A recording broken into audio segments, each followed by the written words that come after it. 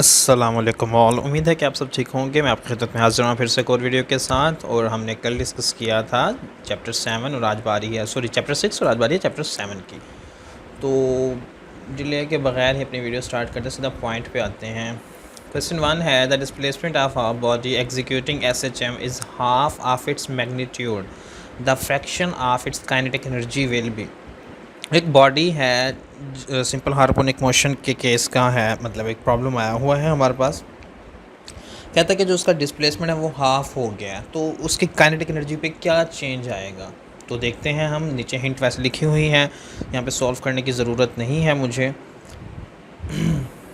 अभी मैं अपना पेन सेलेक्ट कर लूँ, ठीक है। तो काइनेटिक एनर्जी का फार्मूला हमें पता है SHM के केस में, सिंपल हार्मोनिक मोशन के केस में होता है 1/2 equal to mx0 square, where x0 is half. In this case यहाँ पे बताया हुआ है कि x0 हाफ है, यानी 1/2 है, तो काइनेटिक एनर्जी बन जाएगी 1/4 टाइम्स, ठीक है।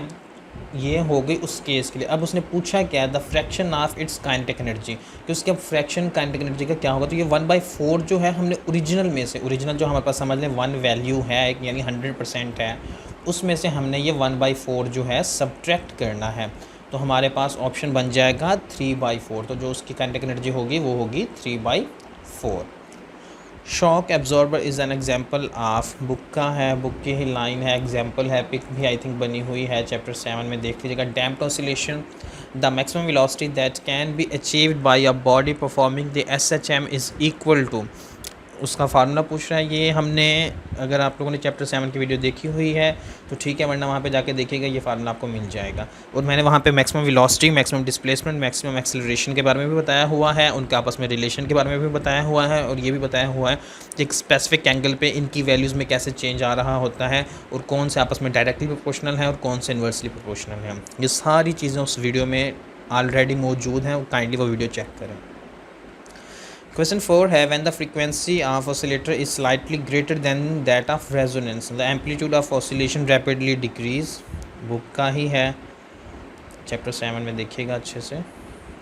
उसके बाद है the time period of second pendulum from its extreme position to mean position. अब एक कोई भी सिंपल पेंडुलम है, कोई भी पेंडुलम है, तो वो उस मूव कर, ये समझ लें अभी इस वक्त मीन पोजीशन पे है, मूव करेगा इस तरह, एक एक्सट्रीम पोजीशन, फिर वापस आएगा, फिर दूसरी एक्सट्रीम पोजीशन, और फिर वापस आ जाएगा। यानी एक टाइम में वो पहले यहाँ से यहाँ, ये वैसे मैंने बताया हुआ, एक्सप्लेन किया हुआ है उसी चैप्टर 7 के लेक्चर में, और फिर यहाँ से आगे यहाँ फर्दर, और फिर यहाँ वापस आ रहा होगा इस तरह। यानी कि 4 पार्ट्स में डिवाइड कर सकते हैं उसकी कंप्लीट जो वाइब्रेशन, एक कंप्लीट साइकिल को कहते हैं। तो इसमें पता चल रहा है, वो कहता है एक्सट्रीम पोजीशन से mean position, from extreme to mean position, time period कितना होगा T/4। यहाँ पे देखें ना, T/4 मैंने टोटल टाइम T ले रहा है एक पूरे राउंड साइकिल के लिए, तो T/4 इसमें लग रहा है, T/4 इसमें, T/4 इसमें, T/4 इसमें।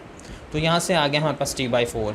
Hair we have second pendulum, हमारे पास यहाँ पे केस कौन सा, सेकंड पेंडुलम है, तो टाइम पीरियड होता है 2T, तो उसके लिए जो बन जाएगा 2T/4 आ जाएगा।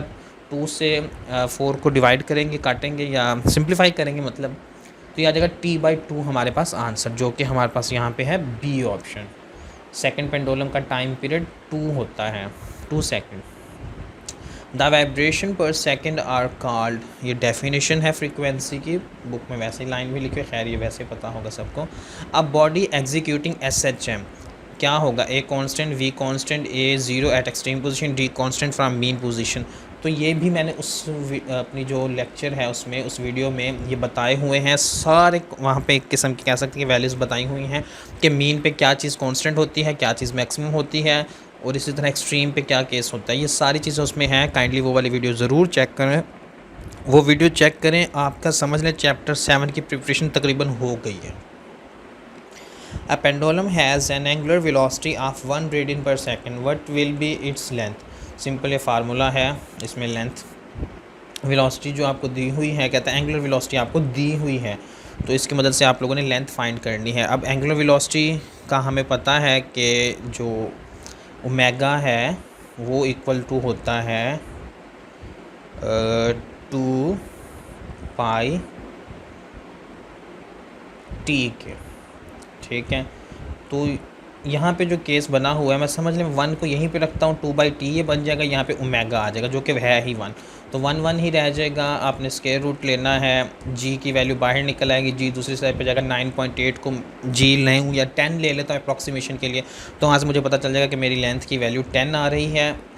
इसमें थोड़ा सा टाइम लग रहा है वो इस वजह से कि मुझे एक्सप्लेन करना पड़ रहा है। अगर आप लोगों की कैलकुलेशन स्किल जो है शार्प होंगे तो आप देख के अंदाज़ा लगा सकेंगे। एक और तरीके से भी आप फाइंड कर सकते हैं, आप एल की वैल्यू कोई भी यहाँ से पुट करें, लेकिन उसमें टाइम थोड़ा ज़्यादा लग जाता होता है। अगर ऐसा केस आ जाए और आप नहीं करना चाह रहे हैं लेकिन आपके पास टाइम अच्छा खासा है, तो आप ऑप्शन यहाँ पे पुट करके देख लें कि किस केस में 1 रेडियन पर सेकंड आ रही है एंगुलर फ्रीक्वेंसी, उससे भी हो सकता है, लेकिन वो टाइम कंज्यूमिंग है मेथड।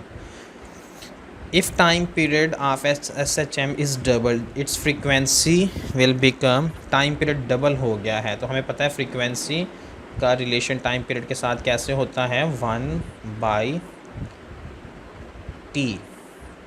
ठीक है, तो टाइम पीरियड कह रहा है डबल हो गया तो फ्रीक्वेंसी हो जाएगी 1/2, यानी कि फ्रीक्वेंसी हो जाएगी हाफ। ठीक है, ये ऑप्शन करेक्ट है। उसके बाद है, कहता है a simple pendulum with length L is known to oscillate with time period t seconds if the length of the pendulum is increase to 2L and the maximum displacement of the pendulum remains the same, the total energy of the system. Total energy पे क्या effect पड़ेगा? Total energy जो है system की, जो मतलब कि मैंने जो क्वेश्चन है बुक उसके लिहाज से, की के लिहाज से जो देखा हुआ है, तो की में इसका आंसर आई थिंक डिक्रीज़ था जो की में है। लेकिन किसी भी सिस्टम की जो टोटल एनर्जी है वो ना इंक्रीज़ होती है ना डिक्रीज़ होती है। उसने यहाँ पे पूछा भी टोटल एनर्जी के बारे में है, तो इस लिहाज से इस क्वेश्चन में मुझे थोड़ी सी खुद कन्फ्यूजन है। की के लिहाज से डिक्रीज़ है, मुझे ये लगता है कि सेम रहनी चाहिए। टोटल एनर्जी चेंज नहीं होती, काइनेटिक एनर्जी चेंज हो रही होती है, पोटेंशियल एनर्जी चेंज हो रही होती है, लेकिन टोटल एनर्जी जो है किसी भी सिस्टम में सेम ही रहती है। सो कंफर्म नहीं है, की के लिहाज से ये ऑप्शन ठीक है।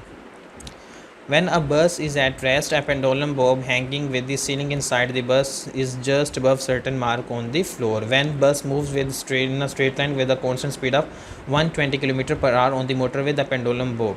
अब सिर्फ उसने कंफ्यूज करने के लिए इतनी बड़ी स्टेटमेंट दी और इतने बड़े बड़े जो ऑप्शंस हैं ना वो काफ़ी लेंथी हैं कि पढ़ने में ही टाइम लगे। बड़ा ट्रिकी सा है, इसमें छोटा सा पॉइंट है जो आपको ढूंढना है और उसकी मदद से आपका ये क्वेश्चन सॉल्व हो गया। कैसे है वो छोटा सा पॉइंट? ये बैठा है वो छोटा सा पॉइंट, कांस्टेंट स्पीड। अब कह रहा है कांस्टेंट स्पीड है, कांस्टेंट स्पीड है, चेंज इन स्पीड नहीं है, एक्सेलरेशन प्रोड्यूस ही नहीं हो रहा। एक्सेलरेशन ही जब ज़ीरो हो गया तो हमारे पास फोर्स भी अंदर ज़ीरो हो जाएगी। जब फोर्स ही ज़ीरो है तो जो पेंडुलम जहाँ पे था, पेंडुलम की बॉब वो जहाँ पे थी वहीं पर ही रहेगी। जैसे मैंने बताया इतनी बड़ी स्टेटमेंट में एक चीज़ थी जिस पे आपने अगर फोकस, अगर आपकी नज़र चली जाए तो आपका क्वेश्चन सोल्व हो जाता है। अब क्या है, ऑप्शंस पढ़ के देखते हैं। Oscillate with SHM about its original position, नहीं, क्योंकि अभी हमने पढ़ा एक्सेलरेशन है नहीं, फोर्स एक्ट ही नहीं करेगी। Stage over the mark because there is no force on the bob due to motion, बिल्कुल ठीक है, बी ऑप्शन हमारे पास बिल्कुल करेक्ट है। आगे हमें पढ़ने की ज़रूरत ही नहीं है इस वक्त। अगर फिर भी कोई शक व शुबहात हो तो देख लेते हैं। सी में कहता है stage over the mark because the force due to motion is balanced by the reaction of thread. ऐसा कोई कॉन्सेप्ट है ही नहीं कि अंदर फोर्स भी लग रही है और थ्रेड पे भी कोई फोर्स है जिसका रिएक्शन आ रहा है उसके ऊपर। डी है is behind the mark position, नहीं, मूव ही नहीं करेगा क्योंकि वो जहाँ पे था वहीं पे रहेगा। बस चल रही है, अंदर उसके कोई फोर्स एक्ट नहीं कर रही जिसकी वजह से वो जो पेंडुलम की बॉब है वो अपनी जगह से मूव करे। और ये भी 2017 के पेपर में आया है ये मैंने नीचे लिख दिया है कि यहाँ पे जो वाई एक्सिस के लॉन्ग है एक्सेलरेशन है और एक्स एक्सिस के लॉन्ग जो है डिस्प्लेसमेंट है। ठीक है, तो इसमें दो ग्राफ की पॉसिबिलिटी है। क्यों है मैं वो भी बताता हूँ। पहले एक्सेलरेशन का रिलेशन है -x² की, ये तो हमें पता चल गया।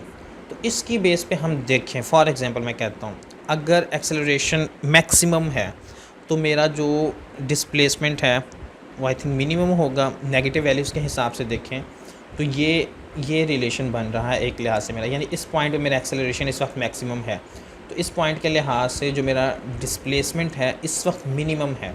एक्सेलरेशन जैसे जैसे कम हो रहा है, डिस्प्लेसमेंट मेरा वैसे वैसे बढ़ रहा है, क्योंकि ये नेगेटिव वैल्यू है, ये नेगेटिव है, इस तरफ नेगेटिव वैल्यू आहिस्ता आहिस्ता ये पॉजिटिव की तरफ जाना शुरू हो गया है। तो इसका ये मतलब है कि एक्सेलरेशन जैसे जैसे कम हो रहा है, डिस्प्लेसमेंट बढ़ रहा है। हमें इस रिलेशन से भी यही पता चलता है डायरेक्टली प्रोपोर्शनल ही, यानी एक बढ़ेगा दूसरा भी बढ़ेगा, लेकिन वो नेगेटिव वैल्यू है उसके हिसाब से भी देखना पड़ेगा। तो इस तरह जैसे जैसे एक्सेलरेशन ज़ीरो पहुंचा है, डिस्प्लेसमेंट भी ज़ीरो हो गया है, और जैसे जैसे वो नेगेटिव में गया तो जो हमारे पास डिस्प्लेसमेंट है वो भी नेगेटिव में जाना शुरू हो गया है।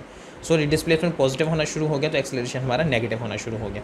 तो इस हिसाब से इवन की के भी हिसाब से बी ऑप्शन जो है वो तो है करेक्ट।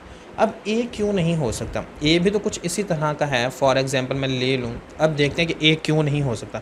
ए की अगर मैं लाइन लूँ तो यहाँ पे बता रहा है कि जब एक्सेलरेशन मैक्सिमम है तब डिस्प्लेसमेंट भी मैक्सिमम है। ठीक है तो सही, लेकिन ये नेगेटिव साइन कहाँ पे जाएगा? तो नेगेटिव साइन की वजह से ए ऑप्शन पॉसिबल है ही नहीं। बाकी जो सी है और डी है ये तो वैसे ही नहीं बनते।